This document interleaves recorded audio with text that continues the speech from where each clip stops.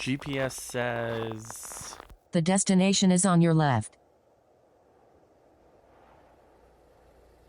Hello? Is anyone in there? Who's there? I have an axe, and I'm not afraid to use it.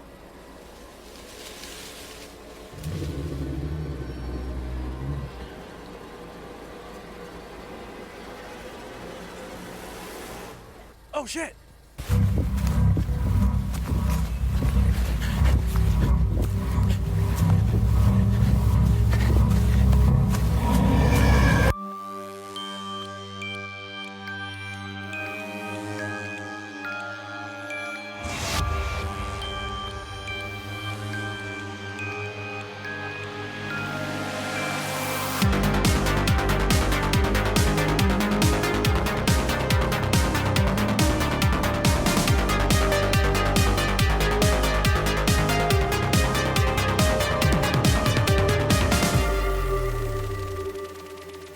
Welcome back to another episode of Strangers in the Alps, a slasher podcast. I'm Dan. I'm Trath the Revis. I'm Sam. I hate you so much, Travis. I'm Frank. And as you probably already guessed, this week we watched M3GAN, or M3GAN. M3GAN, or M3GAN. Morgan Freeman? Yes, we watched Morgan Freeman. We watched M3GAN. M3GAN. I would watch Morgan Freeman go on a killing spree. Oh, absolutely. The Wrath of God. That's like the sequel to Bruce Almighty right there. We So get we off watched track so fast. Have you ever talked to me before? So we watched Unfortunately. M3GAN, and I would like somebody to read the log line on the back of the VHS, Okay. if anybody has one. Is that you, Travis? I think it's Travis. We'll just kill some time while Travis opens up his VHS It off Googles. of his iPhone. His iPhone VHS. Exactly. Here's my... Shuffle, it's shuffle, his shuffle. steel case iPhone VHS.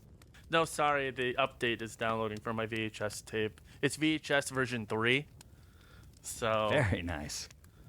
My internet just died on my phone. I'm not joking. It just died on your phone tonight. Must Can you have play been... some music while this is going on? No, Yeah. does anyone have it on their phone? I can wasn't- see- I my wasn't internet just prepared to died. do my, this. My internet just died on my phone. Ay, hold up. I don't... I'll Oh, ut out most of this, but I do like the fact that I can cough to the side and it doesn't pick up the... Yeah, the mayor. There we go. Sam, could you read the log line, please? Yes, it's a robotics engineer at a toy company builds a lifelike doll that begins to take on a life of its own. Excellent. That's I think it- succinct. I think it would be great. I think it would be great if we could maybe do a little plot of the movie, just to kind of give our listeners an idea of what the story's about. I mean, outside the log line, but actually kind of tell the plot in a simple way. Who would like to raise their hand and volunteer? Oh, Frank, thank you. God damn it. Okay. All right.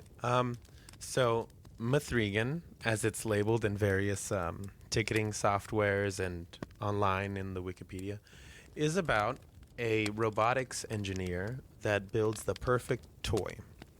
So the movie starts off with her sister, I believe.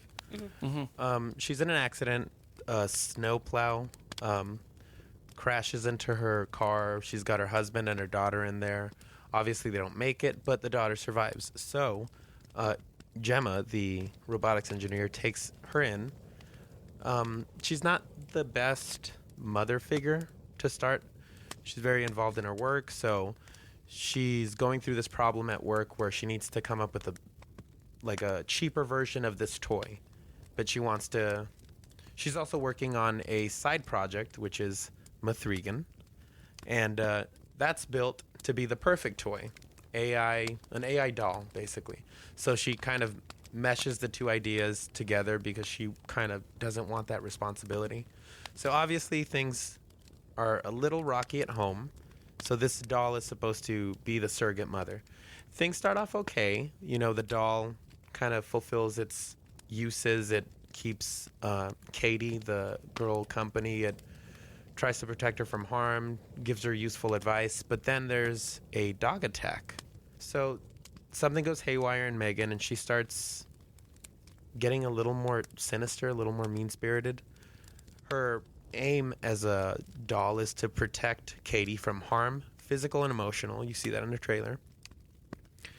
Well, she goes a little overboard, starts killing a bunch of people, and takes them a little while to kind of catch on. But when they do, things come to a head, and there's some stuff in there about family, and there's a second robot that we will discuss further. I think that's great. I think you just nailed it. Yeah. Cool. So can we go around? What were your initial thoughts before you saw the movie? Not initial thoughts, but what were your pre-thoughts about the movie? I'm sure we all saw the trailer. Several times. Yes, I saw the trailer. Sam, was it when we watched Barbarian? Yeah. Yeah, I remember, the trailers were on, the VHS of trailers in the theater. And, as the trailers were on, I was kind of chatting a little bit, looking around. And then I look up and I kind of see this previews going on, not really paying attention, but I think it's the scene that everyone knows. Once, M3GAN starts dancing, I was like, I need to see this movie. I don't know what it is. I was like, Sam, we're going to watch this in theaters. And I said no. And now we're doing an episode on it. So those are my You initial... tricked me twice. First Chopping Mall, now M3GAN. Frank's mom likes chopping. What The Chopping Mall. Sam, what were your... Well, I think we all know. If you follow this podcast, you know what Sam's pre-thoughts were of this movie. Let's face it, you did not want to see it. Hell no. When you guys brought it up, I'm like, I will be absent this day. I'll be sick at home. I'll make it happen. I'm not going to watch this damn thing. And I find myself watching this damn thing. The dancing part in the trailer was the one part that turned me off to this stupid movie. I claimed it stupid. I claimed it dumb. And I was not happy. I was dreading. There you go, Frank. So I saw the trailer after hearing that there was something going on with this trailer, that it was funny or weird. I kind of immediately figured it was going to be like typical January dumping trash. But I did see that James Wan name in there, and I was like, oh, there's hope. It might still be stupid, but there's hope. So going in, I was hoping to be surprised, mostly expecting it to be, trash. Because, sometimes executive producers, they attach their names onto things, and it's not always the best thing.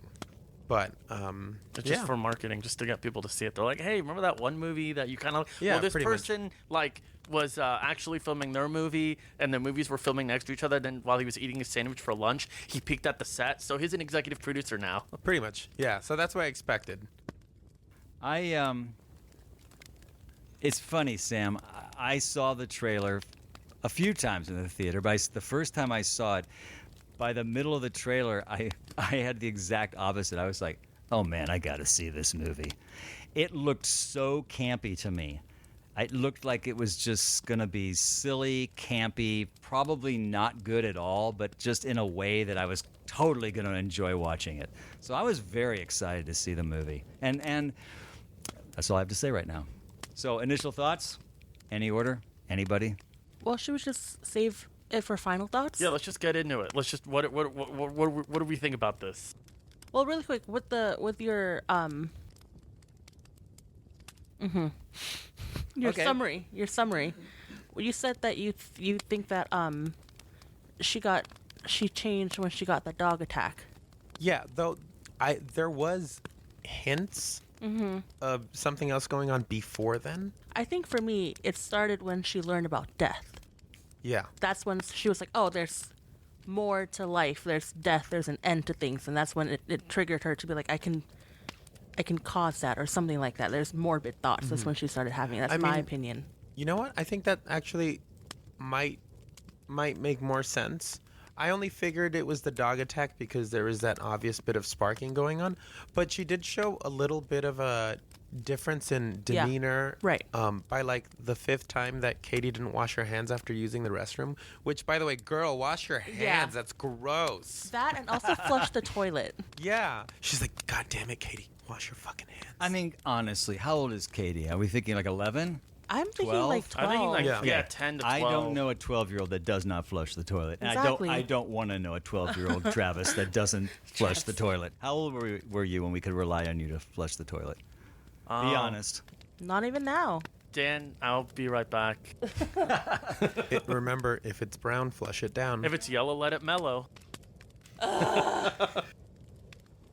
Anything else, Frank? No, I mean, I thinking back on it now, and I guess that's one of the reasons why I'm excited to get into other movies as we go along, is that sometimes you forget about things or you don't pick up on stuff that you probably did in the moment. Because I do remember thinking her reaction to learning about death was really pointed. Yeah, it was like wide-eyed. Yeah. Yeah, but I love the cut of when she got bit and her hair was in disarray. And it was just that cut to I laughed at that part. That was a great cut. I've been using that screenshot as a reaction for several Wait, days can you now. send that to me? Yes. Okay. I have to say, for a movie that I do think delivered on a very silly, campy level, I was surprised at how emotional the movie was. Like, the movie spent a lot of time really working that loss. It wasn't just something they did in a cold opening just to get us to move forward. They actually held on to that. I found that the Gemma's journey emotionally, to sort of watching her go from a person who is just very obviously, what do you call it, OCD almost, like, you know, you have to put that on a coaster, it has to be like this, very organized with everything, to see her sort of start taking on sort of motherly and really becoming more emotional. The daughter, not the daughter, her niece. I was impressed that they actually spent that much time really working the emotional journey of this story, and I think that did play all the way to the end.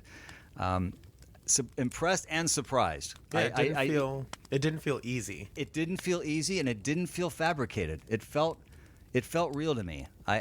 Go ahead, sir. Sorry, even when she was feeling lost, or losing grip of her niece to M3GAN, I thought that was really prominent, and you could definitely feel that, and also that helped with the story. Absolutely. Speaking of prominent,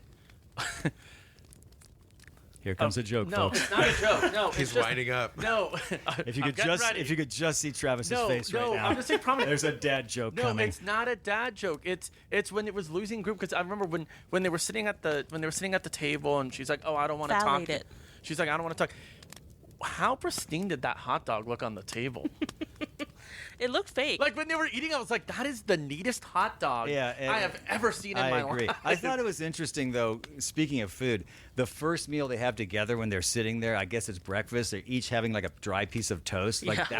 that's what Gemma's presenting to her niece. Like, she Yeah. didn't even think, maybe I should go pick up some eggs, swing by McDonald's. Well, I mean, I don't know. that It was kinda, so that, bizarre. That kind of goes with the whole thing you're saying too, where it's like, M3GAN. It was, and it's a constant theme in the movie. It's like, hey, I don't want to deal with this grief and the coping. I'm just gonna have the doll do it and kind of just substitute everything. Yeah.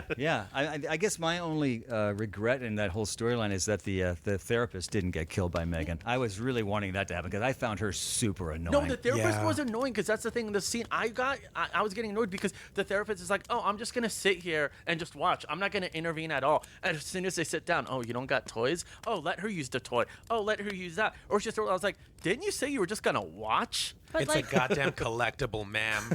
that part. Hold on. Triggered. But the therapist, I feel like that's what therapists do. I think it's realistic where they nitpick everything and they want to not give the child to Gemma. So, yeah, she's going to sit there, but she's really going to Yeah, she's tear a, you apart. not- You're she's a supposed to hate her. She's a social worker for guess. sure. I'm Yeah. I mean, for me, it was just like, I understand it's gonna happen. She's just like, "Oh, I'm just gonna sit here. I'm gonna Right. shadow. Right. I'm not gonna intervene." 1 second in. Just to catch our listeners up, there's a therapist who shows up to evaluate the relation between Katie and Gemma to see if this is an appropriate place for Katie to be raised. So Because- just to catch you up on the Right, plot. because the grandparents were talking about taking In Florida. Katie. Right. Yeah. Lovely person. Can we rewind back to the very first shot, that commercial? I feel like that commercial kind of won me over a little bit because I grew up on Furby. Yeah. Oh, sure. Yeah, and then there was a brief period in the later 2000s where it came back for a little bit, and I was a victim to that. But I felt like with that commercial, it set up the tone of like the comedy side, and I really enjoyed it. Yeah, I You mean perpetual pets, the pets that outlive Furs. you? Yeah. Yeah, and And they all don't- of the tagline and that all was of a the creepy line. narration. Yeah. and then, so good. and then the knockoffs with like the glowing butt Yeah. cheeks. No, no, but I like as a kid, I remember my sister and we got Furbies when they first came out. I never heard of Furbies. My uncle got them for us, and I thought they were cool. No, the big Furby craze was crazy. But I like what you said, Sam, because with me, it's where you said where it sets up the humor. Because one thing I really liked about the movie was I felt like you were never laughing at the movie. Yeah. You were laughing with the Right. movie, Yeah. Yeah. which is not the impression that I got from the trailer. Yeah. When I first watched the trailer, I'm like, this looks really stupid. I'm just going to be making fun of it the whole time. Exactly. And then, like Dan said, with the emotions, by the end of it, I was like, no, I'm like really caring about these characters in Yeah. this movie. I know. I mean, we talked about this. I think it was with *Malignant* when I was saying I wasn't invested in the main character's journey because she really didn't seem invested in it. But this, Yeah. I did. I mean, on that very, popcorn, rainy day trash movie, I did care. I needed Megan to go down, and in a really, really good way. Yeah, it felt just above a by the numbers horror movie Yes. thing. I also had a surprising reaction towards the end. I was really, really rooting for them to like destroy Megan, but also not really because I Because was you want Megan too. yeah, of course, but I was very much in the fuck her up, fuck Megan up Yeah, right well- now. And it's a doll, so no matter what they do, it's not going to be like gory. It's just Yeah, going to no. be really fun. And when they bring in, the ending, I don't know. I was getting vibes like the whole time I was there. I was thinking, okay, so obviously that they showed Bruce. Bruce is going to come in at the end. Oh, of course. You almost that explain- was I so like- no, I obvious. was Hold on. ex- oh. Explain Bruce. Bruce is I guess you It was find. her grad project. Yeah, it was her grad project, which is like a robot, but you have to like have gloves to control it. It's not autonomous, right? That's the word. Yeah. So essentially, what you find out is that when I guess her and her niece they first start bonding over this grad project, Bruce, and she's like, "Oh, that's really cool. Can I try it?" So you knew it was going to come back in the end. But I was thinking the way it was coming out at the end, I really wanted to recreate that scene from Aliens with Ripley when she has the queen. Get away from her, you bitch. But Excuse me, sir. Yeah, I think all of the Chekhov guns, like in the film, every single one paid off. Yeah. Every little hint, every detail. My only thing is that they did the whole thing in the cop where they were like, okay, Megan has a thing where she like makes all the deaths look like they were accidents. What kind of investigator thinks that the neighbor's death was an accident? And is there only one cop in that There- city? there's Because the only same one? cop kept showing up. Yeah, it's the same. Are we cop. sure this didn't take place in Seattle post *Malignant*? I was saying it was Because- James Wan. It was the same. It was Sorry, the I'm same the only police cop left. department. It was the same the police department as *Malignant*. It's the whole universe because I understand. Okay, like when the bully kid when he gets hit by the truck. Okay, maybe see that thing. But with the neighbor, she got her hand with a nail gun. And she got blasted by the chemicals. I don't know about you. I mean, yeah, I wake up once in a while and accidentally like stub my toe and I fall over. I'm never getting like a nail gun in the hand. You've never accidentally mean- pressure washed your own face to It, death? Not- it not- chemicals? happened to didn't happen. Clark Griswold. Yeah, I was gonna But say that was his sleeve. things can happen. Women can mess up too. Yeah. I'm not gonna be There on are people record saying too. that. I will We're say, people too. I will say that the movie. I agree with what you're saying, Travis. The movie knew what it was. It never veered off of its course. I never saw like a left turn where I went, okay, wait a minute, now what are you doing? I mean, it set itself up very clear. We knew where we were going. I thought for the most part, it did fulfill what it was at a pretty maximum level. I do have a couple of things that I wasn't quite sure. If you don't mind, if I can jump in on that, are we ready to go? Yeah, go. Okay. Yeah, so talk about whatever you want. So I didn't understand. I felt like who was the guy who ran the company? What was his name? Oh, David? David. I feel like David like really wanted to see this thing happen. I wasn't really sure why David needed to go down. I wasn't sure why Megan was taking David down. You think David would be her her ally I in all of think it this was because just- he wanted it to happen. But I think it was just to go with the thing where, like, she explains to the guy she goes in the elevator. It was making her look like it was. They didn't want Megan. Megan didn't want herself to, like, for people to know that Megan went bad and Megan was killing the people. So I guess she found a good vice to, like, set up where, it was the assistant. So I think that's why. And I mean, this product was so popular. I think no matter what, it's like, yeah, he's a CEO. They can bring in someone else. This toy's coming out. I actually have something really interesting, but I'm going to bring that up when we get into the gimmicks section. Okay, let me. Great. So here's the other thing. They do it. They do a whole setup for this presentation, and David's saying, "No, I want lots of people. I want a ton of people here." And in my mind, I'm thinking, "Oh yeah, we got to have a ton of people here because Megan's gonna go off crazy here. Yeah. I mean, Megan's gonna take down like 50 people in that room."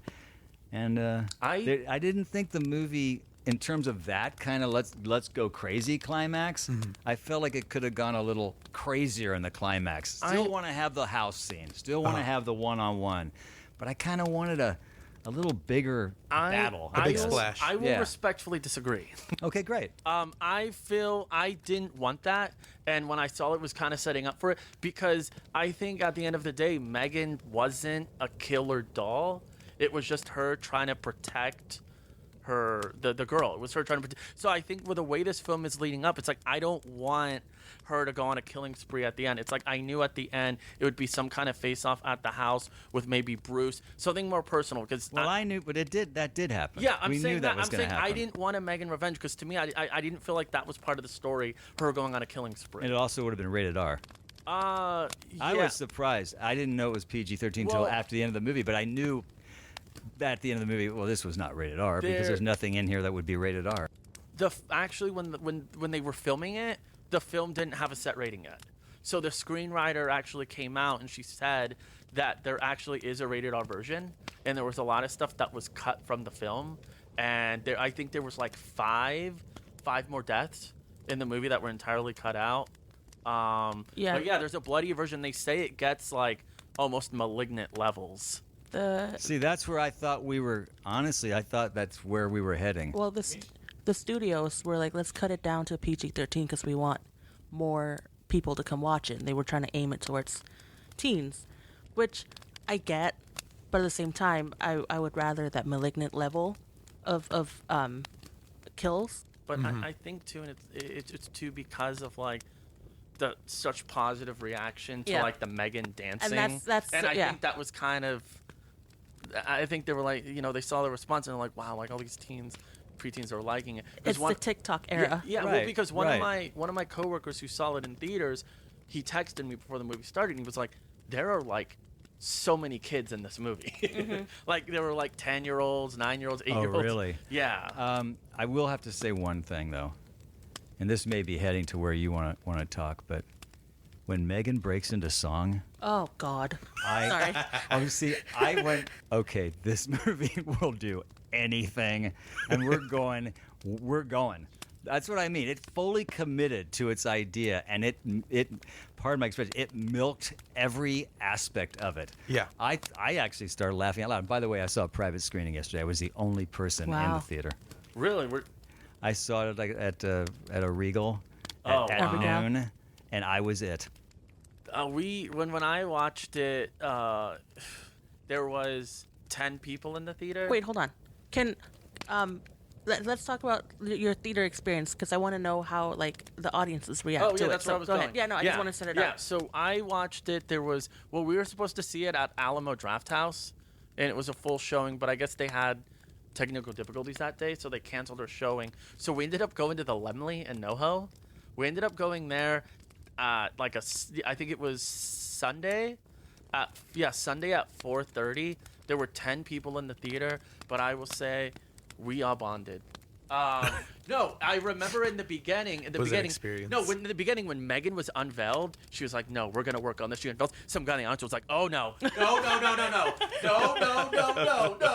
And then everyone was into it. And then in the part 2 where the CEO is talking to her. Is like, you're gonna have to go to legal, and she's like, well, it's like, because you are now the most valuable asset in this company, and you have to renegotiate your contract. Someone behind us was like, yes, that's what I'm talking about. Like all 10 of us, I feel like we all bonded. We had an experience. All 10 of us. All 10 of us. We're gonna carry that experience for the rest of our lives. What was your experience, Sam? I watched it like you had my own private screening. I watched it before work, so I threw it up on screen. And I'm a little jealous because I would love to see it with an audience, because I feel like that would have heightened the experience a lot more. I think so. Right, you had a sold-out show, right? Yeah. How's that? My experience was actually a lot of fun. I feel like for the most part, the audience got everything that they wanted. There's a lot of laughter, a lot of, especially that bully scene in the forest. Oh, the ear? Yeah, We'll yeah, go the over ear that was after. gross. Yeah. But I think the best part was that every time there was a musical number, everyone just started laughing. Right. It wasn't like you said, laughing at the movie. It was like, oh, we're going there. Okay. Yes, that's what I loved about it. I just started laughing like, I love that they're doing this. And that's the thing. And to go back, and I'm gonna keep saying this, is you're never laughing at the movie. You're Right. laughing with the movie. And I'm gonna sound super lame here because the audience kept getting excited when she was singing. I'm gonna be super lame. I don't think I knew what song she was singing. It's an original song, I'm sure. Oh, it No. It was. I've a pop, never heard it's that song. It's one of like the pop songs. The first one it was is? Yeah. Titanium. Was Titanium. Yeah, see, I don't know what that song is. Yeah, I thought they were But original songs. the thing is, even though I cringed at her singing, it makes sense because she's becoming this mother figure or someone that Katie can confide in. So when you're younger, moms will sing to you, so that's part of your Well, I mean, it thing. goes in the thing too, because you even remember she was like, Katie, when she was talking to her aunt, she was like, "Oh, are you gonna read me a story?" And I like how she just dismissed her so much. She's like, "I don't got any books here." It's like, you're a tech, you have a phone, you Yeah. can read a story, and I think that's why too, and that's why like Megan was doing the singing, and I think that's why she got it so attached to her, because it's like, hey, she was actually someone there for her, like the assistant, like not her assistant, one of her coworkers was saying, it's like, why are you making a doll out of this? But also with the reading, it was really cold because she's on a phone, Yeah. and that's kind of it. But you have to wait for that right. update. Yeah, and then also like when you think about books compared to phones, it's a difference. Like I love reading books, and I have a Kindle, but sometimes I miss books, Yeah. and it's like a mechanical But thing. It's cold. I So just mean for the moment, it's like, yes, you can read off the phone now, and then maybe get like a book. yeah, Later, you know. But that's what she was doing. She was waiting for the thing to update. Oh, I don't know. Did you watch it? I did, but I took that very personally. I was like, she just wants to hear a story, and she's being mean to her. Yeah. The other thing is, in this movie, no nice people died in this movie. There wasn't anybody that died that went, oh, The that's dog. There was. I'm Okay. normally not into animals dying in movies, obviously, but the fact that they didn't show the dog all that much made it go down a little easier. Like The I'm not dog saying or your yay feelings? the both. Well, you don't see. I'm not saying yay the dog's Right. dead, but But I you're was not as affected. Yeah, I was just like, oh, well, the dog was kind of an asshole anyway, so. And you don't. Yeah. And I do then- love dogs though. and if Let I me- could let say- me I be love, I clear. get you. I don't- I love dogs too. But by the way, we in no way condone harming animals on this absolutely show. I not. like, and I like the way they kind of handled it too, because the way they handled it was you kind of hear like she's like mimicking the voice, and you hear the treats. It wasn't straight up just like, I'm gonna go in the doghouse and slaughter the dog. I think it was a little kind of lighthearted. Mischievous. Yeah. Does anybody here watch Black Mirror? Yes. Did the Elsie thing remind? Did you watch the latest season? I've only seen a few episodes. I think and then when we did the Baba Chuk, or what was it called, the Chukka Wukka? You're so off. I get you. I Baba get Chuk? You mean No. the doodle bugger? No. Ting Tang Walla Walla Bing Bang. Oh my god. No, what was it The called? wiki roo? No, What Bob. is going on? No, it was. I it know was, what you're talking. It's no, fine. We'll figure it out. Chadwick? No, what Yes. was it called? Chadwick? Hey, No, it hold was- on. it was just the stop black- talking. You don't need to The guess anymore. Chadwick Chronicles. Just can you I've wait? read that That's book. what- Yes. What I'm trying to say. Let me finish my friggin' thought.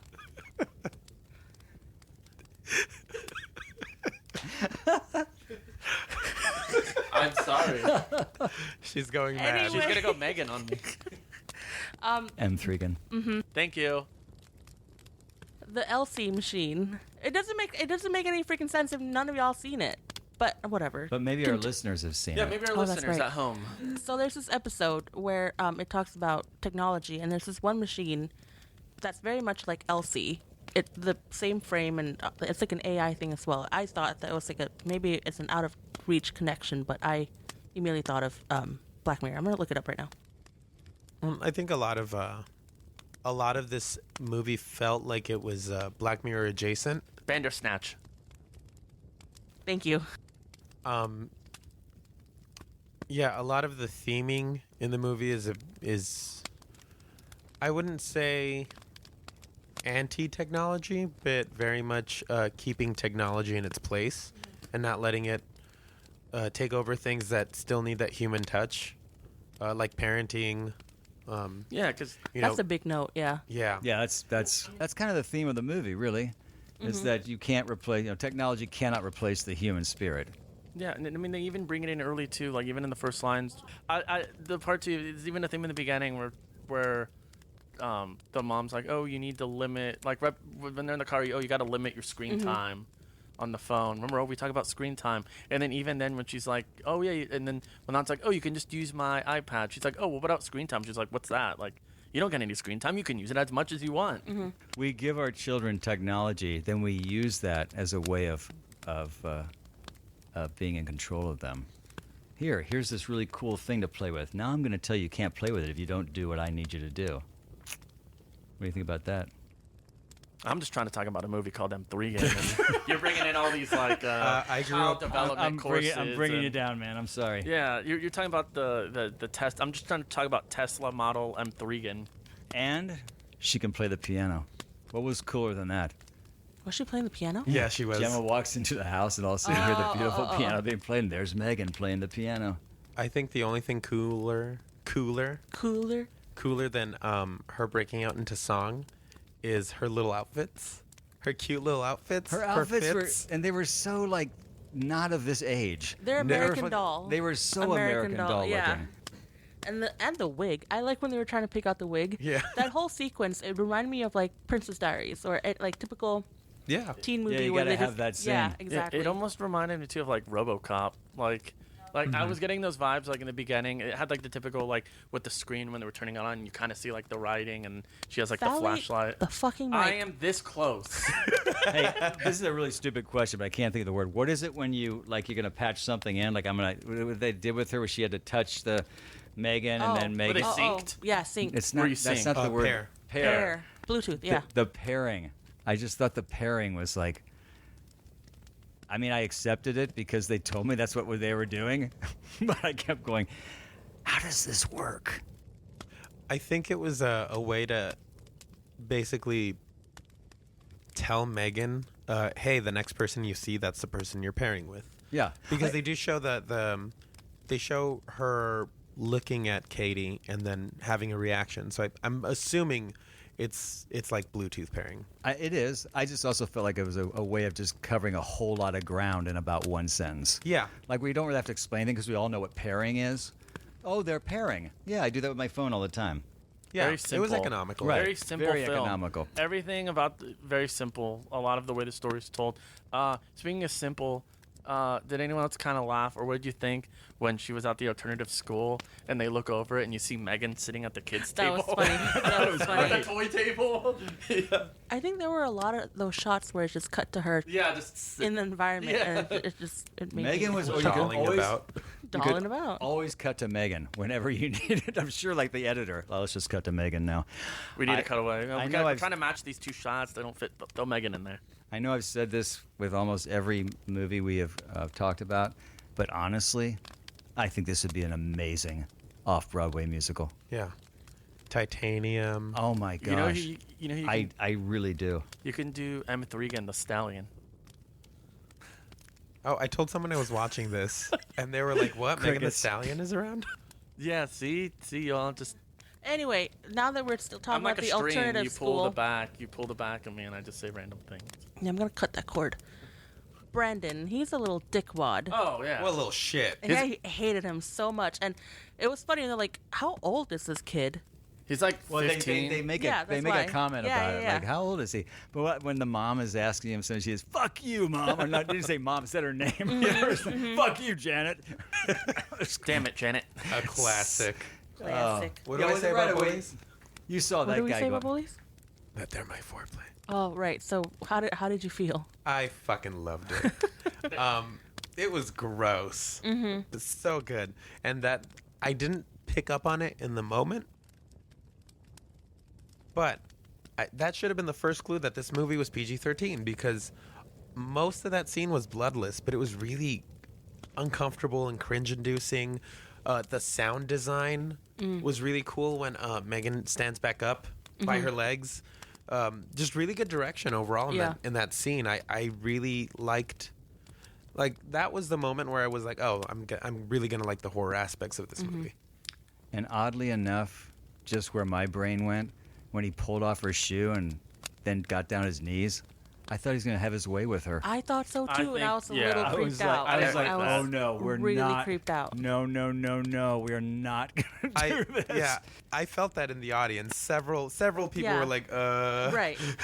Like, don't Johnny, do that. Johnny, we're going home. Yeah, we're not doing I'm that. taking you home. We're going on this movie. How do you explain that to a 10-year-old? Yeah, you just get a doll. That sounded really weird.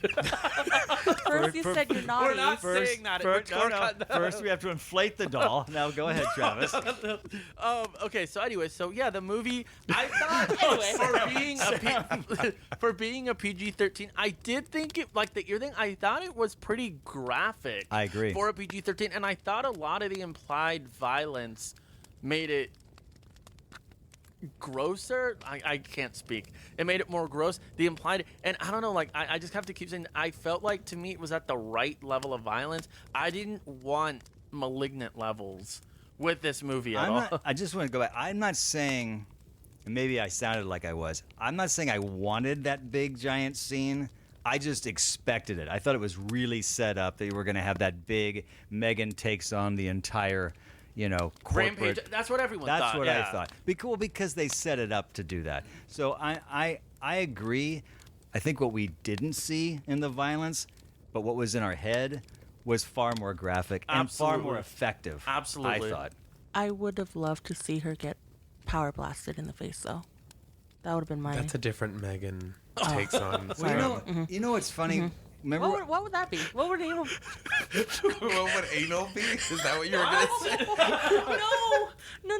Wait a minute, we're talking about anal now? See, No, you hold get on. the doll. It could be no. Oh, we're back to Brandon?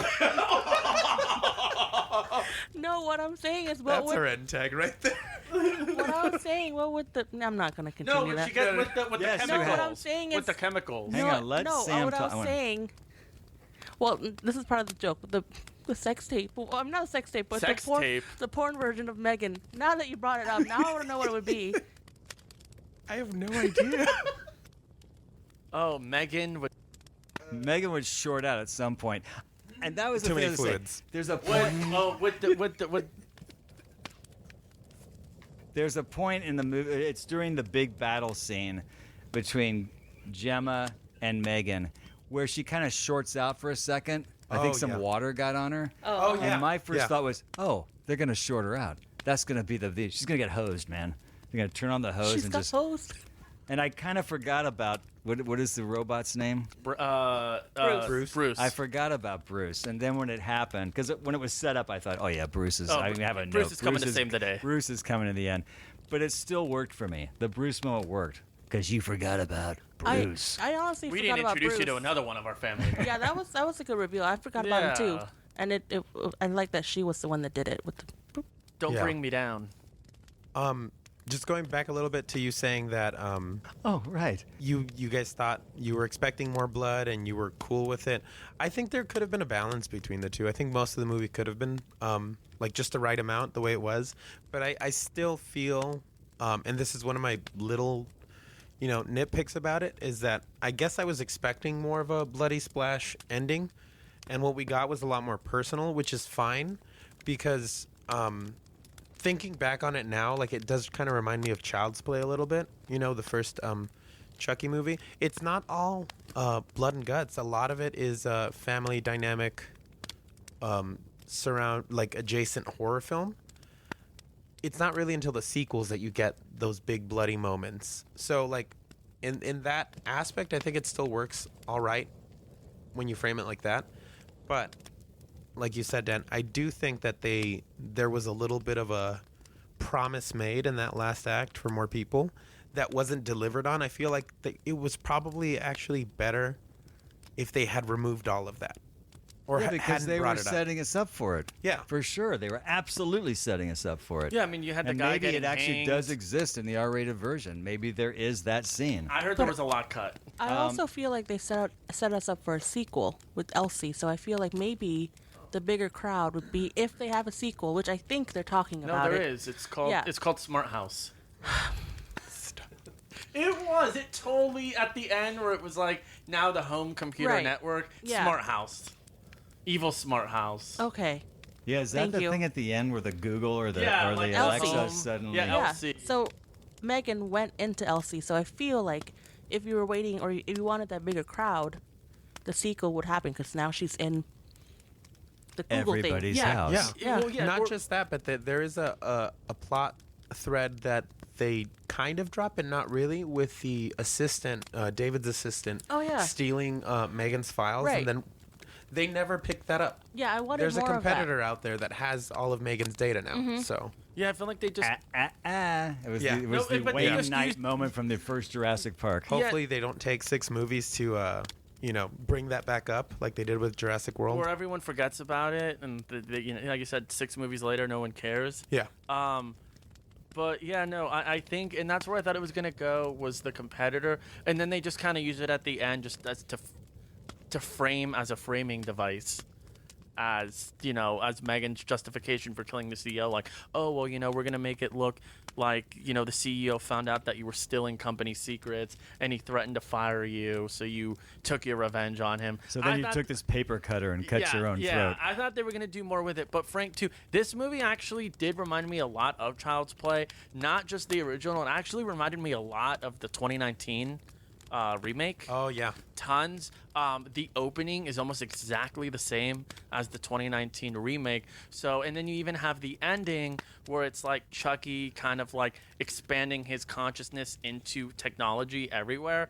And a part of me almost thinks, Child's Play is now I think like a TV show, and It they is. have so many movies now. I feel like It's called because Chucky. yeah, I feel like because of the soft reception from the film, I think it was kind of Universal wanting to reboot the franchise without using the same title or thinking of another way to do it. And they were like, well, let's just invent a new doll. We'll call her Megan. I feel like it's kind of their attempt at doing that. That's possible. I mean, I think I guess I don't want to get too much into my thoughts on the Chucky reboot, just in case we cover that. Oh, but no. Yeah, we don't have to. I think you're right. There's actually a lot of stuff that I liked about that Chucky reboot that I hope that Megan picks up on, just because I think there's promise there, and especially with a sequel. Like I would absolutely love to see more in this potential franchise. Going from Malignant to this, I definitely see. I don't know if improvement is the right word, but I definitely see like a development in the Akilah Cooper's writing, and I want agree. to see more of that. I like what she's bringing to horror. Yeah, I think it was more consistent this time around. Because with Malignant, I think we all agreed it dragged at some points. With this one, it was just I felt like I didn't feel any drag at all. The storyline was consistent. Yeah. I agree. I think it was a way more fully realized storyline than Malignant. I think Malignant was a really cool idea in terms of like what was going on. But as far as storytelling goes and character development goes, this was a much stronger movie, and I thought way more faithful to yeah. to the genre as far as the kind of movie it was supposed to be. They established the campiness. I mean, from the first commercial with Yes. Malignant, Yeah. you got like the third act, and then you're like, oh, this is supposed to be campy. Yeah, like it sets up that tone, and it doesn't really steer away from it. It doesn't switch things up, like you say. It's a lot more consistent, but also hits its jokes a lot more. its horror isn't as in your face, but it's still creepy. There's still lots of unnerving and uncomfortable moments. There's a lot more of humor, obviously, because it's a horror comedy. But yeah, like if straight horror comedy, I'm down to see more of what she's got going Yeah. on. I think unnerving part for me was when Gemma finally wrapped up Megan, and then Katie was going ballistic without her. I was so annoyed with that child. Yeah. But also, it felt to me like she was like addicted to Megan, and Yeah. getting that taken away from her. She was like, "I'll do anything. Just let me have one more moment with her." I felt like she was a drug addict at that point. And It's the I thought that was a technology. really cool thing, though. I thought that really played well. Go ahead. I forgot what I was going to say. I wasn't saying anything. Please did, say though. something. You did though. I just said, yeah, like it's like the whole thing with the technology that we were talking about, and that and her coworker like warned her. She was like, oh, you can't just, no, it was the Yeah, the coworker, coworker. and it was like, yeah, if you just, You she's can't gonna replace. you can't replace. Yeah. You're going on to something, Dan. No, I'm really not. I lost my train of thought. Travis. No, I was just saying, yeah, no, you can't have something substitute in place. Like, you're only putting a placeholder.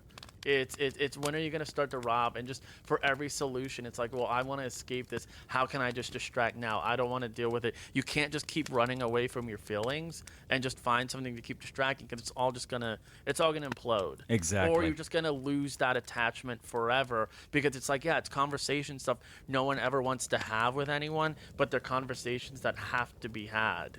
Right. I agree. Going off of what you were talking about, Frank, too, though, I felt like from the very beginning of Megan, I'm talking about not the movie, but from the very beginning of Megan being in the movie, there was just something subtly creepy about that doll. It Yeah. was the eyes. It's the eyes. It was the eyes, yeah. I mean, you never... And, of course, we knew we were watching a horror movie anyway, or a thriller. But still, I thought that was really well done. Like, that's a very delicate thing. So they never made her, like, cute and adorable. And even though those were the words coming out of her mouth and there was fun stuff going on, there was still always in those eyes where, even in the beginning when one eye's kind of almost a little When it cross-eyed. turns sideways. Cross-eyed. That was Cross-eyed, that's yeah. very. But that was another moment where you kind of went, no, this doll is not. This is not gonna turn out well for anybody. But even the adults were freaked out by them. Like when they arrived at the alternative school, the teacher was like, "Oh, who's this friend?" And then when she turned around, she's like, "Oh my God, never mind." That was hilarious. That was I hilarious. did So too. I thought it was great. it's just kids that found them adorable, which Kids are fucking weird. But that brings up something about the Uncanny Valley. Do you guys know about the Uncanny Yeah. Valley? no. I do not. Is Travis. Is it totally uncanny? Yes. Travis, talk about the Uncanny Valley. Well, Uncanny Valley, Uncanny Valley, if I just want to bring it like a film example, was for me, it was always those. Did you ever see the Polar Express, like the animated one? Yes. Where they use like the motion capture. So The it's one that Tom Hanks is the in? one that Tom Hanks Yes. did. They did that when they did A Christmas Carol. Oh, yes. I think it's to that point where it looks too. It's where it almost looks too real. Or your mind just. Tricked. Yeah, your mind gets tricked. It's like 99.9% real, but it's your the- mind But picks your up mind- on that. But it's the 1% your that mind- makes it yeah, look really that's what it is. not good. Yeah, Yeah. So for me, for the film example, you can't focus on it entirely, or focus on the one part that's wrong, and it kind of freaks you out. Like for me, I never liked those Polar Express movies. The motion capture one, we're speaking about eyes. It's because those eyes look so lifeless in those movies that it freaks me out. Yeah. Well, they are. They're really freaky looking. And Yeah, I so- remember when we saw that movie, my daughter, I don't know how old she was at the time, when it came out. But 2004. she was okay. daughter years old. So she was like 13. So her initial comment was, why didn't they just make a movie? Why did they do this? And that's Robert Zemeckis, right? Well, because didn't he Zem- make the movie? Yeah. They originally did, but I think one of the deals they had to make was they wanted to keep the look of the book, and Zemeckis said, and that's why I think some studios turned it down, because they said, why don't we, this is too expensive. I think the budgets were like $150 million or $200 million, and what some studios turned it down. They said it's too expensive, but Zemeckis said the only way we can do this, if we try to do it live action, the movie's going to cost $1 billion. Like, the only way we can do it is animated. That makes no sense. That makes absolutely those are no his words, sense. not my words. Hey, he made Roger Rabbit, so whatever he Yeah. thinks, I agree But with. is it purposeful for having them to? I- For like their eyes to just be lifeless? Is that a thing, or it just happened to be that way? I think it just happens because, I mean, you know, when you look into someone's eyes, I think it's just because it's the limitations of the technology Yeah. at the time. It was So definitely a failing and a limitation of CGI in like the early 2000s, and it kind of went away for a bit. But is that what M3GAN is? I'm sorry to interrupt. Yeah. Okay. Yeah. So that gets me back to the idea that now I feel like we're seeing more use of the uncanny valley as a purposeful instrument to cause, discomfort, make you think like something's not right here. This is creeping me out, but I don't know why. And I really like its use here, especially because every shot of M3GAN, when she's not doing anything, you're still kind of unnerved by her. Yeah. Absolutely. And I But think then- the movie does a really good job of using those shots and the uncanny valley to keep that sense of underlying sinisterness. So then, is all of her facial features or just her face all CGI? Yeah, so I believe the actress wears a mask, and then they CGI the expressions and the Got it. movements over it. Do they use animatronics at all at any point? Because some of the movements were like, No, that's all. That's all a That's all her? 12-year-old actress. That's yes. crazy. You mean that Yeah. dancing was a 12-year-old? Yes. Yeah. Yeah. The movements when she gets shorted out were really creepy. that's why Really I thought it was creepy. like animatronics, because Yeah, that no, was that's really all good. her. Wow, props to her. Yeah. Oh, Katie, I didn't want you to see me like this. Oh yeah. That part was creepy. That last scene was creepy, I just man. dropped M3GAN. Everything's okay. Yeah. When That they're whole scene fighting at in the end, dining room. It almost kind of reminded me of the opening to Kill Bill. Oh yeah. Oh, I love that part that. still freaks me out.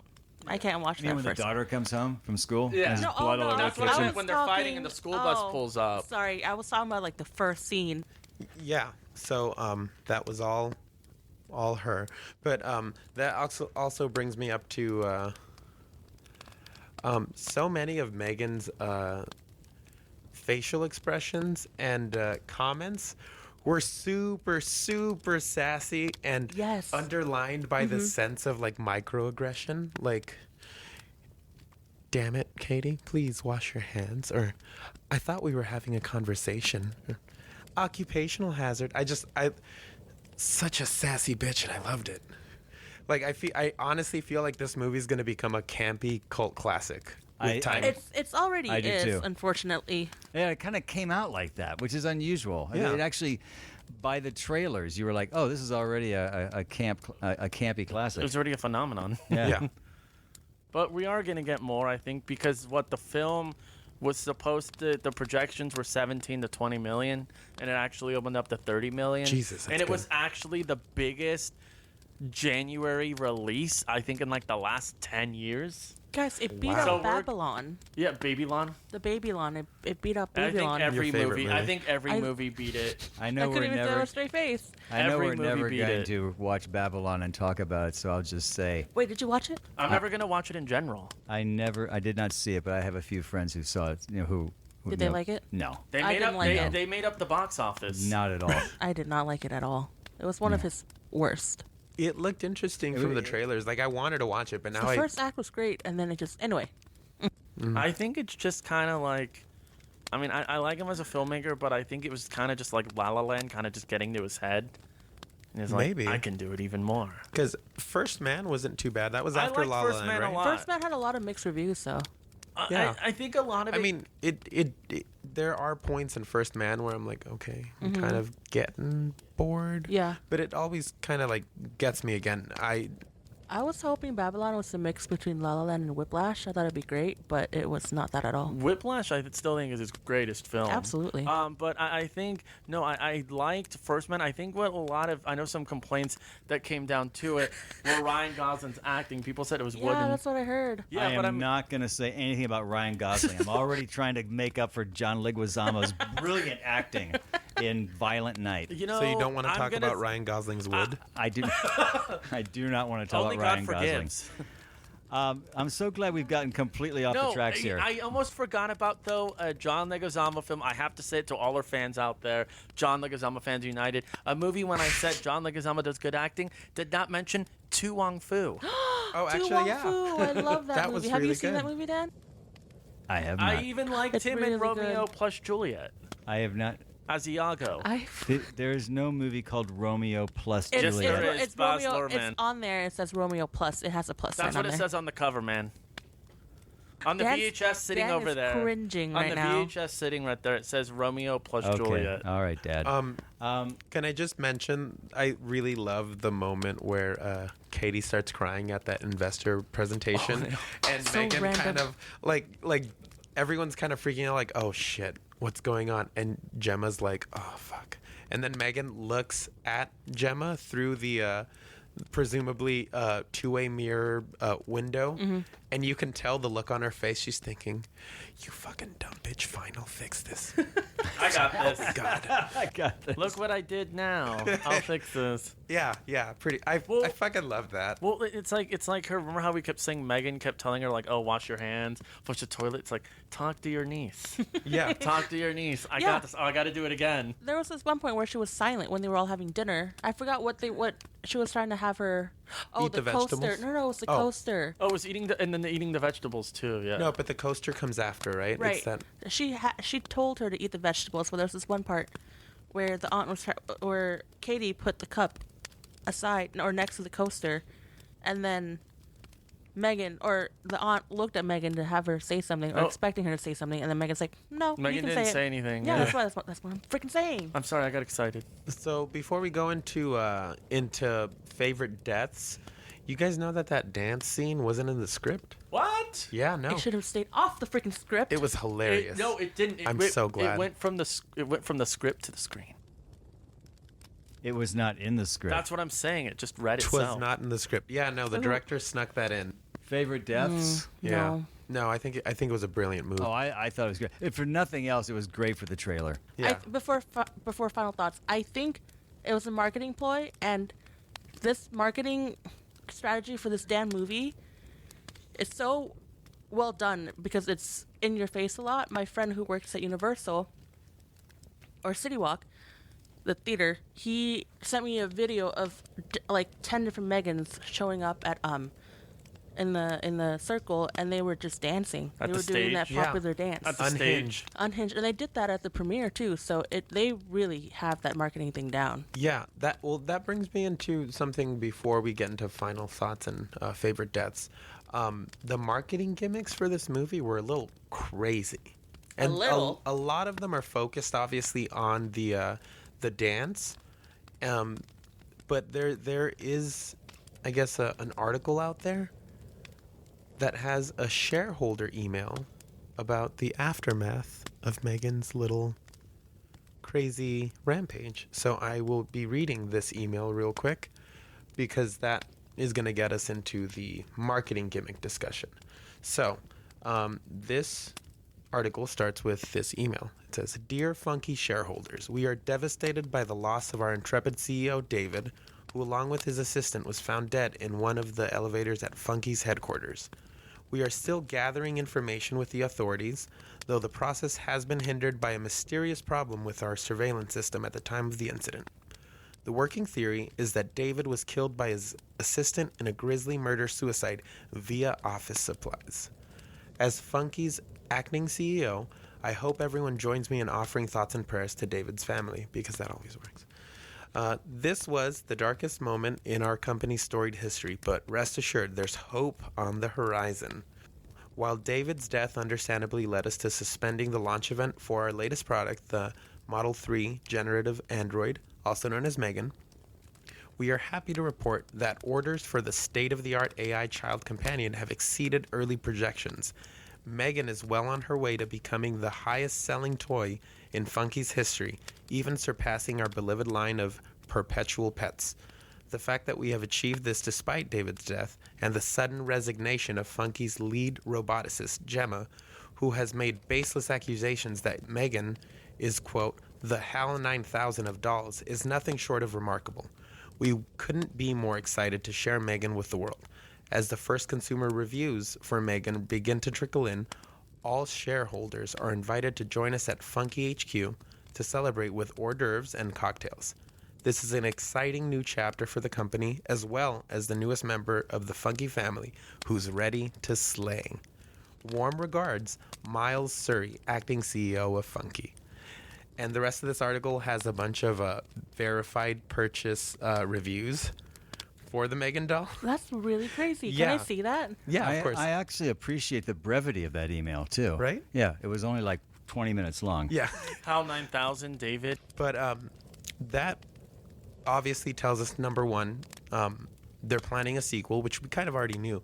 But the groundwork is already being laid for it. And that, I guess, marketing gimmick / ARG approach isn't being done a lot these days. But Travis, you'll probably remember this because we were big, I mean, we still are, but we were big movie geeks at the time. Do you remember the ARG game for Cloverfield?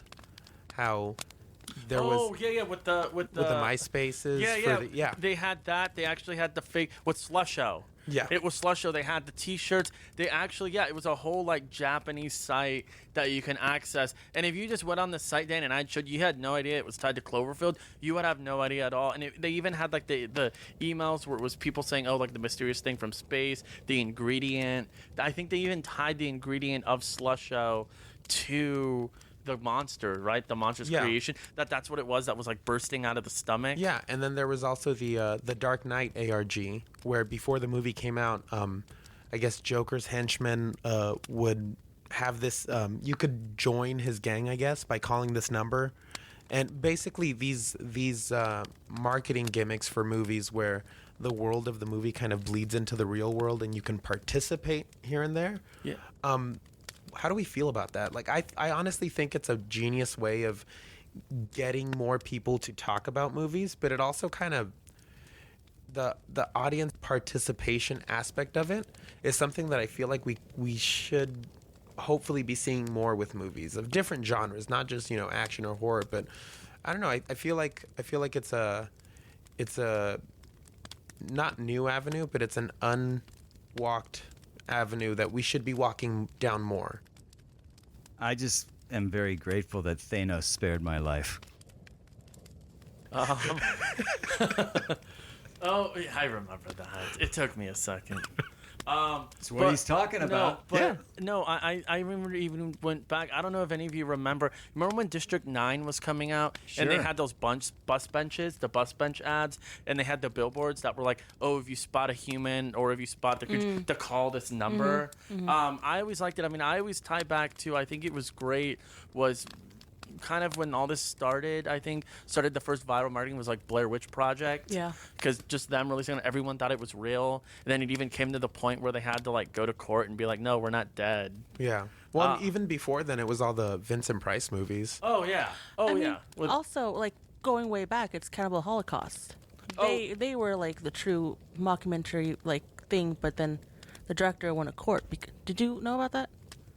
No. Did you guys know? You know the movie. Dan, do you know Cannibal Holocaust? Cannibal Holocaust. Cannibal Yeah. Holocaust, yeah. So they made everybody believe that it was a documentary, and it's about this group of film students that went to an island on that had a bunch of cannibals, and then they filmed them, and the cannibals like killed everybody on the team. And when the movie came out, everybody believed it was real. So they brought the director into court. I think it was in France or something. And then they were like, you killed all these people and animals, so you're going to jail. And he's like, no. This is all fake. I had them sign a contract for a year to just disappear. I have them here. And he like brought everybody back. And they're like, no, yeah, we're not dead. We're actors. And they're like, okay, great. You're off for those charges. But then what about the animals? What happened to them? How did you make that real. He goes, oh no, I killed them. Yeah, I think So then the he got- animals they killed on screen were real. So he got put in a jail for a year, I think. Oh but my that was like one goodness. of the first ones. Yeah, and then it even goes back. I just remembered about this. I'm going to tell a story without knowing the actress's name or what film it was, but I think there was a film too that came out years ago, and then there was the whole thing in the movie it happened, or someone where like the actress or something got hit by like a rail car or the street rail car, and they all thought she was like dead, and then she came to the premiere of the movie and she's like, no, I'm alive. What year was this? I think it was in like the 40s or 50s. Jesus Christ. Boy. Like I forget which I was movie trying to it help was. you. Oh, so the rail car was driving at like 2 miles an hour. She's fine. Probably, yeah.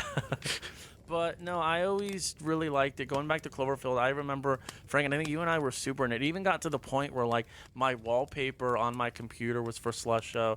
I had the T-shirts. I think, Frank and you and I saw the references in Heroes. Yeah. Yeah. Like the Yeah. TV show Heroes? Yeah, the TV show Heroes. It was huge, and, like, it was so, like, niche, the marketing. It's like, if you didn't know what it was, you had no idea. But it was a whole, like, universe. Yeah, Yeah. right down to the characters in the movie having MySpace pages and Oh, that's posting. creepy. Yeah, they had all these like, so one of the characters in the movie gets a promotion, so his MySpace page kind of chronicles like, oh, I've got this interview, blah blah blah, this and that. Oh, I got it, and then right before the movie came out, obviously it starts with a party, so.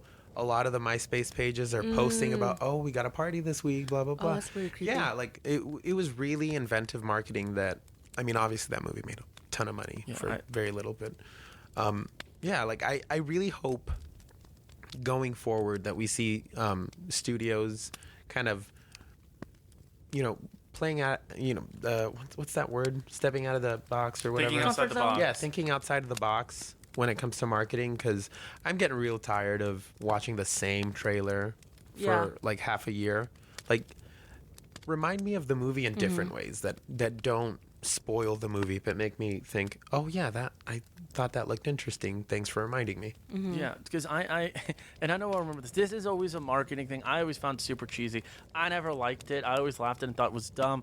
Remember when like I think like those Paranormal Activity movies were coming out, and I think they did it with The Ring and like Blair Witch, where it'd be like audiences are going crazy and scaring this way, and it would have like the night vision footage of the people in the theater, and they'd be like, "Whoa!" and it'd be like the popcorn flying. Do any of you remember those TV they spots? still would have? do They that. still do that. Yeah, I love and absolutely. hate those. Oh, it's I think- so gimmicky. I think for like Insidious and Conjuring, they would still do that. But it's never in theaters. It's always like a TV spot. yeah, it's always Yeah. the TV spots. It's like Well, yeah. You know, and this is going way back. I remember reading a story when the original Frankenstein came out in the early 1930s, that one of the big marketing ploys was the studios would bring ambulances and park them out in front of the theater because the movie was so scary Wow. that people were fainting and had to be taken to the hospital. And so when you walked in the theater, you would see ambulances parked out in front and oxygen and all kinds of things for people. People are like walking in going, what the F is going on in It this works. theater? It works. Absolutely. I don't think it would work in this time No, because but that's social for them. media, So yeah. now we're doing Right. it differently. But it's like I have one of my best friends. His wife was in marketing. She was with Warner Brothers and Lionsgate and a whole bunch of Paramount. And one of the things that they would do, like I'll use the movie Twister as an example. When the movie Twister came out, so what the thing they do, they get with all the news, and why am I all of a sudden seeing all these stories about tornadoes? Why am I all of a sudden getting all this media about, we've never had, well, they tie that in. So now you're thinking tornadoes. Now you're looking at real tornadoes. And guess what? A movie called Twister is also coming out. Very common marketing. I was actually recently watching a. This is gonna sound weird, but I was watching a YouTube video. It was a guy trying to find the composer who did the Disney Channel like bumper theme song. Right, right. Such a niche thing. Yeah. But one thing that stuck out to me is that he like searched high and low for this composer who nobody knew of, or at least nobody had bothered to remember who did this bumper music. But along the lines, he talked to somebody from marketing at Disney who mentioned that they start their marketing like you're saying, Dan, like almost several years in advance. They start pumping things out like, hey, You know, if you've got like you say a Twister movie, they start bringing stories up about Twisters to get the audience's mind on that Right. before they come out with their thing. Yeah. That's a very real thing. That's why you spend twice the budget of the movie on marketing. I don't know if they still do that It's- because movies yeah, only it are in is. the now theater for they've like 2 upped the weeks. ante. No, it's probably double Like, now. remember when it first came out, they had I the was gonna haunted say house? yeah. Well, they even had to. They had the haunted house. But do you remember? I think they found out it was tied to it. Remember? I think it was like right before it came out. There was all these news stories that like people were saying clowns. I were, don't like, think that was a want- marketing play. I Was think that people were just something? Were people crazy. just doing that? You know I what? think people are though? just crazy. I don't know. Now that Dan's talking about it, I'm starting to think maybe Well, they did. Because Oh, remember, no, I think they did for sure. 'cause There's nothing is by accident in Hollywood, guys. Nothing. But this wasn't even Hollywood. It was like Midwest. Well, yeah, but that's what he's saying. That's what like, I'm saying. Like, They're feeding you. yeah, they'll feed this stuff to like news news media, and then that will start that train running. So let's just go into final thoughts then. Who wants to start? Travis. Travis. Oh, and also we're gonna rate it too, right? yes. Oh crap! I forgot to rate it. So my final thoughts of the film, I was going in expecting to laugh at the movie, and I ended up laughing with it. I enjoyed it a lot more than I thought it would. I thought it was a great story. Like I said, it was just everything I wanted to be. It was a very simple movie. I had fun with it. Yeah, I'd recommend it for everyone to watch it. Let me rate it. I will give it probably a solid 4 out of 5 kombuchas. Where's the kombucha from? Yeah. Where David, he tells the assistant, it's like, get me a kombucha. He never got that kombucha. No. Side note: I love Ronnie Chang. Yeah. Have you seen his stand-up on Netflix? I have not, You but should, it's now I funny. will. You Yeah, should. but sorry, gonna go Oh. back a little bit. But Uh-huh. no, like I said, I thought it was fun. I think, like I said, it's just a fun horror movie that doesn't really rely on jump scares much, and it's going back to kind of what we're talking about. It's a very creative movie. It goes back into almost kind of like something you would see in like the 80s or 90s.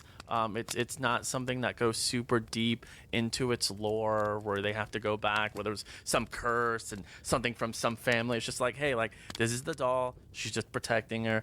That's it. I enjoyed it.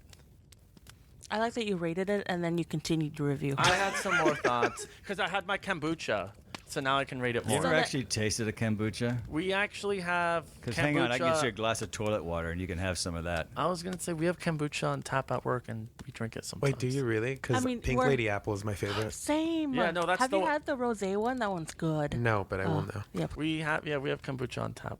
Okay. Is it the what's it called? The Health Aid? Yeah, Is that the one? No, I think it's the one you guys were talking about. that's Yeah, that's the the health one. aid. My I don't guy. know the brand. I just drink it. What about you, Sam? What were your final thoughts? Unfortunately, I enjoyed it. After the credits rolled, I'm like, these guys are gonna laugh at me because I truly enjoyed it. I hate that, but Such joy in your face. such joy. I walked out shaking my head. But it was. I like that nothing was overdone. It was very simple, like he said. What did I write? Yeah, that the world that they created wasn't so absurd that you question it, even though we should, because it's still kind of crazy. But they presented it well, and I believed everything they put out.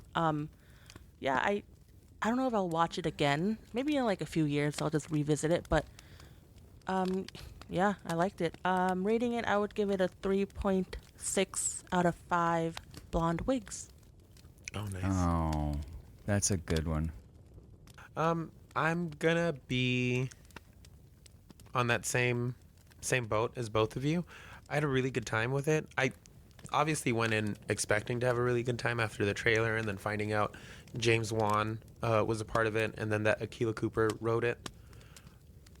It delivered on everything I kind of was hoping for, except for that last act bloodbath. But that's fine. It's a small nitpick. I'm willing to let it go, as long as they bring that in a future in a future entry, because I know it's coming. Really sassy, really funny, self-aware, The acting wasn't too bad. Wasn't outstanding. It wasn't terrible. I think we have a potential horror icon on our hands. I do. I really do. My only negative, once again, is that low body count and that there weren't more musical numbers. I wanted at least 3 or 4 more. So hopefully in the sequel, we have a big dance number to make up for it. So I will give it 4 cute little doll ensembles out of 5. Nice. So can we have like a like create a universe where it's like Chucky versus M3GAN versus Annabelle or some kind of God. like It's coming. Like, And crazy- Tiffany versus Tiffany. Yeah, like, it's like you know, Freddy create versus Jason. create this whole universe where these like AI dolls just start kicking each other's asses. I can So- dig it. Do you dig it, man? So, yeah, I don't have a lot to say in a wrap up. I think I've pretty much said it all. I was really looking forward to seeing it. I was completely satisfied with what I saw. Is it perfect? No. But I do think it stays true to itself. I think it's campy. It's fun. I think, like Travis says, we're laughing with it. We're not laughing at it. I think it very much knew what it was trying to do, and I thought it delivered. I mean, I thought 90% of the movie I thought really delivered at what it wanted to do. So I was really quite satisfied when I walked out. So I would say I'll give it 4 murderous dolls out of 5 murderous dolls. Don't know that I really need to see a sequel, but, you know, I'm sure they're coming. Well, with the sequel coming, remember how I kept saying 5 Cream last week Yeah. for Scream 5? What are they going to do for M3GAN 3? Are they going to be M3GAN? Ooh, M3GAN who? That's the name. That's the name of it. Sorry, that's the name of the porn. That's M Forgan who? M3GAN who? M Forgan who? M And Forgan. with that, Before you go, we have a special surprise for you. We will be discussing the new HBO show, The Last of Us, Season 1, Episode 1. All right, so before we get into the discussion, I just want to let you guys know a little bit about it if you haven't played the game. So, The Last of Us is based on a 2013 video game of the same name. It's been remastered, remade, re-released at least, 4 or 5 times since it released? PS3 was the original, and then they remastered it for the PS4. Uh-huh. And I think they just did it again. Yeah, they did a complete overhaul Yeah. for the PS5. Like, they changed everything. Well, all the skins, right? Like, Yeah. No, well, they rebuilt it from the ground up. It's a remake just like I keep getting confused with Spider-Man. Yeah. So it was remade, re-released, all that stuff, and for good reason too. I've played it. Travis, have you played it? Okay, so the game came out in 2013. Huge Naughty Dog fan.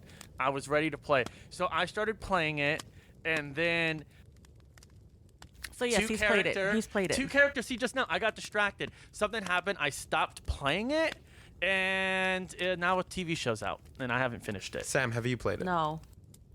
Are you even a gamer, Sam? Actually, I don't know. Wait, isn't Naughty Dog the same one as like Left 4 Dead and? No, Oh, no, okay. Uncharted. Uncharted. Okay, yeah. okay. You're No. thinking of Valve. Sorry. I dabble. You're Oh, not okay. a hashtag gamer. I'm not a hashtag gamer. I know Dan's played it like a million times, so he must know. oh my God, I wore out my PS3 just on The Last of Us. I had to keep buying new remotes. I'm telling you. Little did he know his PS3. It almost ended my marriage, just to be clear It was about the that. Last of Us, like the last of his It was, marriage. it was the last of Joni and us. Yes.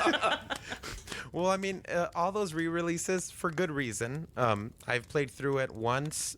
Now seeing the show, I kind of want to get back into it, so I might get the remake. But it's considered by a lot of people a gaming masterpiece, one of the greatest games ever made. And personally, I have to agree with that. So a little bit of prehistory, just like 2 seconds. So it was originally supposed to be a movie by Screen Gems. They're the production arm of Sony that does the Resident Evil movies. They do a lot of horror, a lot of genre stuff, but it was supposed to be directed by Sam Raimi. But There's The a bit of a- Spider-Man guy. Yes. I feel like every. That's where Travis got his confusion with Spider-Man. No. Okay, we'll go with that, Mr. I Play Games. But no, I feel like Sam Raimi's name kind of gets thrown on every project. They're like, Sam Raimi's gonna do it. Well, no, actually, it's not. Yeah, no, I was surprised he went through with Doctor Strange too. But so the studio wanted it to be. They kept on asking it to be sexier, to be more, action packed, this and that. They wanted World War Z. The director and writer of the original game, Neil Druckmann, he was thinking more No Country for Old Men. So clearly there wasn't there was a bit of a mismatch there. So it turns out he kept on asking people, hey, this shouldn't be a movie. It doesn't work. And the guy that was in charge of IP expansion at PlayStation, Carter Swan, was like, that is exactly the same thing that Craig Mazin said. And he's like, wait, the Chernobyl guy? Why can't I meet with him? This is several years after trying to get the movie done. And turns out Craig Mazin actually reached out to him before Chernobyl, and Neil kind of like blew him off. Was like, I don't know who you are. Oh, wow. So thankfully, you're years the scary later, movie guy. Yeah. So thankfully, years later, they came together and both wrote this first season. And Craig Mazin actually directs the first episode, and Neil Druckmann, the director and creator of the original game, will be directing the second episode. So I'm Gotcha. looking forward to that one. But yeah, that's a brief little history about the the makings of the show up until this point. Dan, Interesting. Dan, did you know the show was based off a video game before you watched it?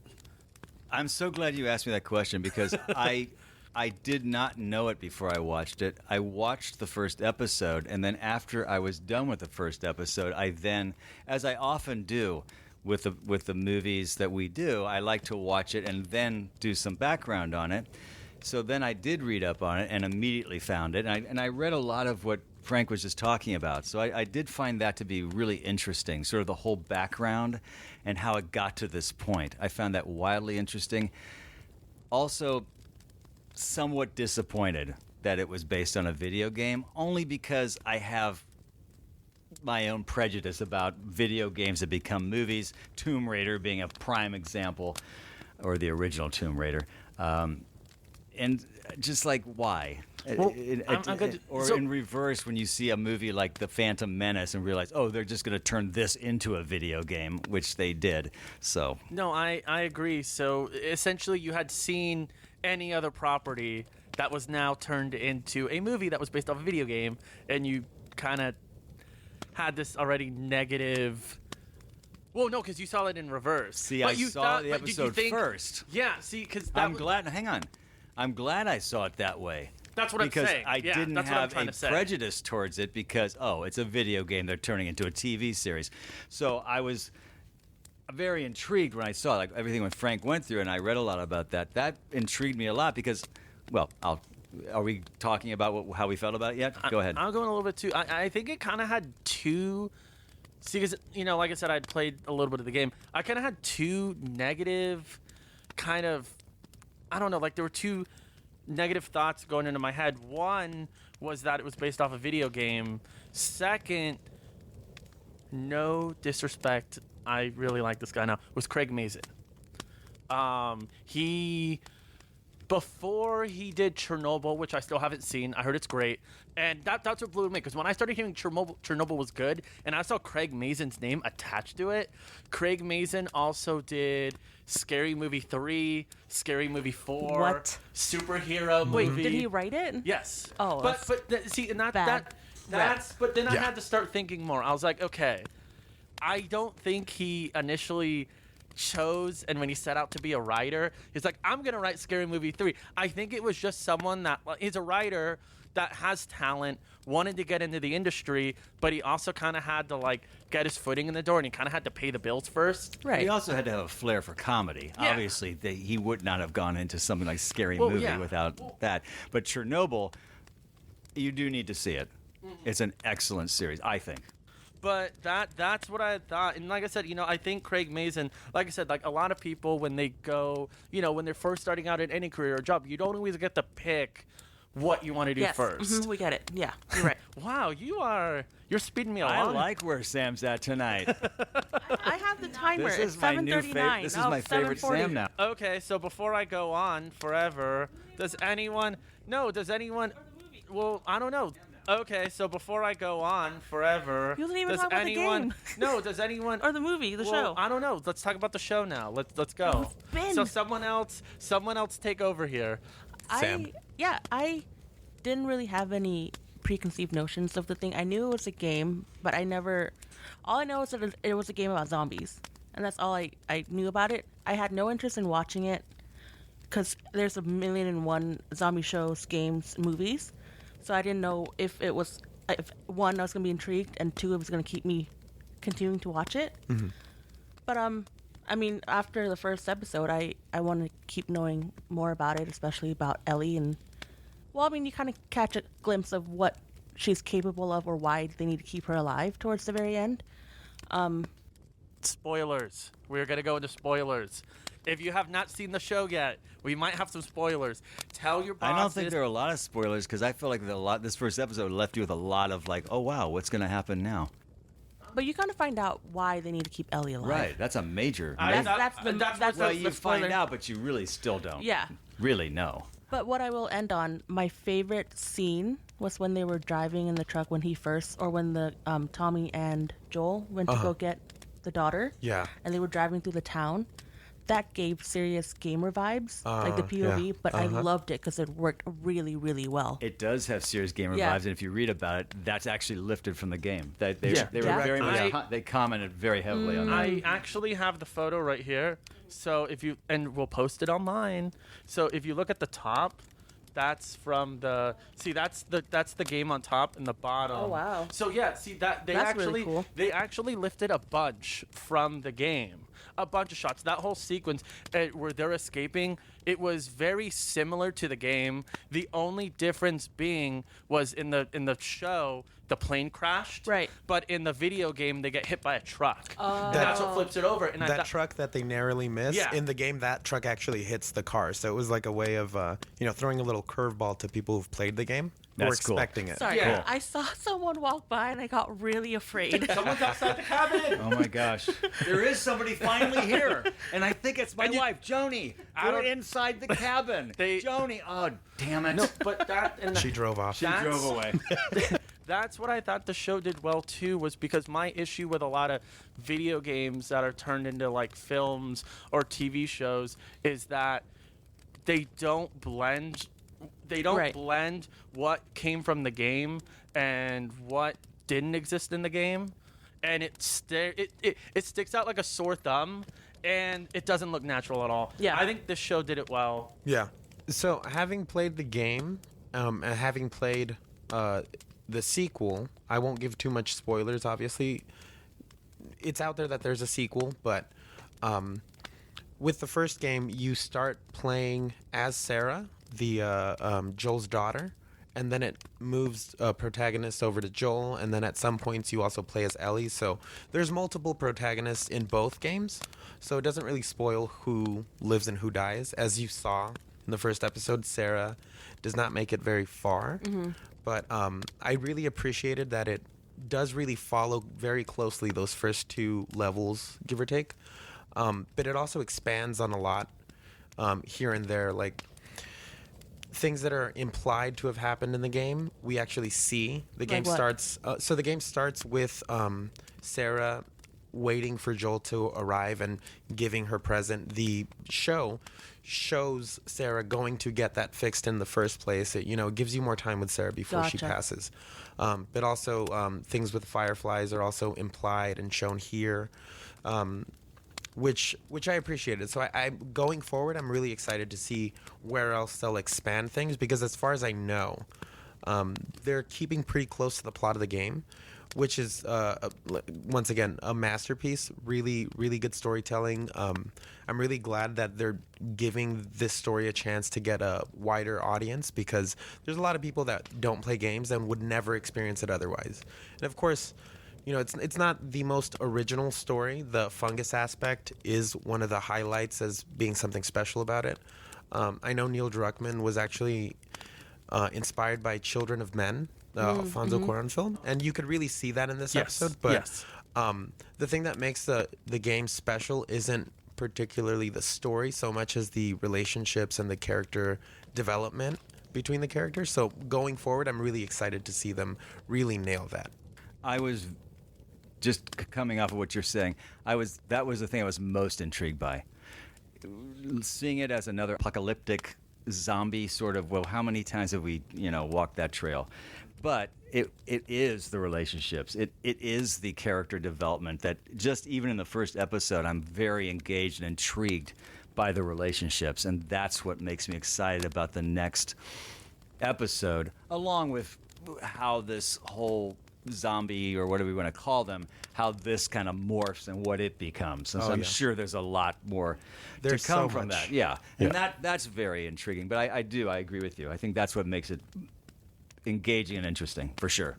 So, speaking of that, I'm gonna try not to talk too much. This is your wrap up, right? Yeah, this is my wrap up. No, I really also liked. I don't want to repeat what the both of you just said. I agree with the relationships, but what I really liked too, and I thought this did really well, was all this stuff going on in the background, like really subtle. Starts with police sirens, and then ends. The grandma. Yeah, the grandma scene. I used to think that Dawn of the Dead 2004 had a great opening, and then I saw this.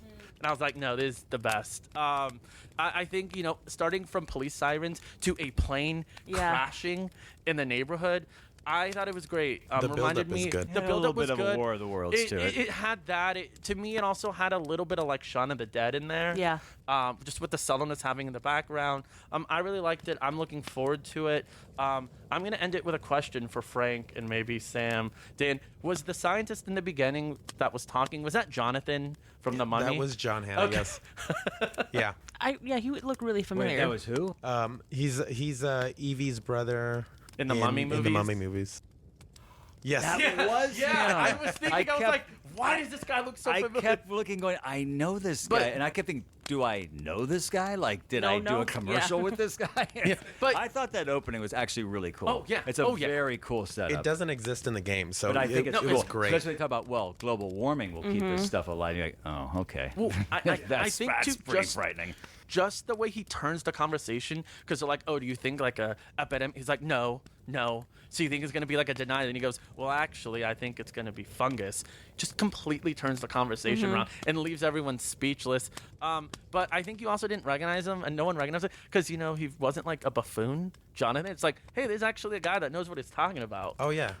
Versus the mummy guy. Versus the mummy. Personally, I think I'd brother. rather join them. The brother and the mummy. Yeah, All right, that flashback is like super effective because it's rooted. The infection is rooted itself in real life. The cordyceps fungus does infect insects, and it even actually is hostile towards other fungi.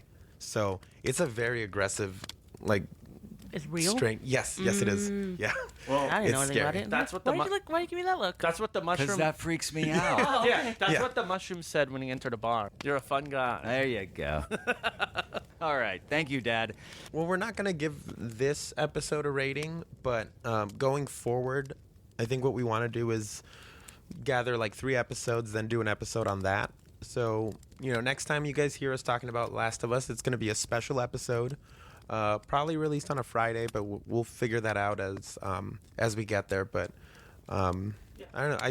I feel like we all want to keep watching, right? I do. Oh, Agreed. I'm all in, for sure. I mean, also, Pedro. Pedro, Pedro. of course. Wait, Right. No, and I mean, just I so know good. you're into Pedro for other reasons, but he is really good. yeah, good. And, Yeah, and, he is. and I'm excited too. Like I said, I think what we want to do is maybe do a few episodes. Like we talked about the pilot now. Maybe by the next time we talk, the mid-season finale will be out, and then probably after that, the finale. By the time you get done talking, the Yeah, whole the thing time will I'm be, done it'll be talking. over. Yep. But I'm just getting with this. I'm excited that it's actually a 1 episode a week show. Me too. I Right? would not want to binge the whole thing But at once. but I love that. I love Give it me too. this 1 week Yeah. episode drop. I Yeah. can't stand it when No. they drop an entire This- season at I'm a once. binge person. I love Well, binging shows. Really? I feel Yeah. like when you binge, you lose. Your brain for overloads and me, you forget so much I stuff. forget when it's once a week, and it makes me not want to keep watching or forget to keep watching. So I'm just like, oh, I've gone this long without watching it. I'm fine. If I binge, I just keep going. Normally, I like binging too, but for this one, I'm like, no, I want once a week. But I think also too, remember how I mentioned that like I randomly stopped playing the game perfectly? I'm not even joking. the moment where the pilot episode ends, that's right when I stopped playing the game. Wow, it's like he So knew. it synced up perfectly. Oh, you missed all the really, really good stuff. I did. So But he'll get to watch it Let's starting talk next about week. it in a couple weeks. Thank you so much for listening. Please, if you like us, share us, review us, copy our link, send it to your friends, Where send can it to we your find enemies. these links? Where are and these you vid- can where are these find it on podcasts? any streaming device where you listen to podcasts. All of them have Strangers in the Alps, a slasher podcast. I'm Dan. I'm M3GAN. I'm Megan. I'm Frank. I wish I was Megan, though. And next week, we will be watching. Let's take a look here. Can you go ahead and take a look there, Travis? Find us a good one, Travis. Find us a good one. Oh, hold on. No, not that one. These are Dan's first Not steps. not singing in the Dan rain. loses his teeth. You said that joke once already. Why is that here? All right, next week we have Behind the Mask, The Rise of Leslie Vernon. Ooh, until then, stay safe. Stay strange. Please save us. Out.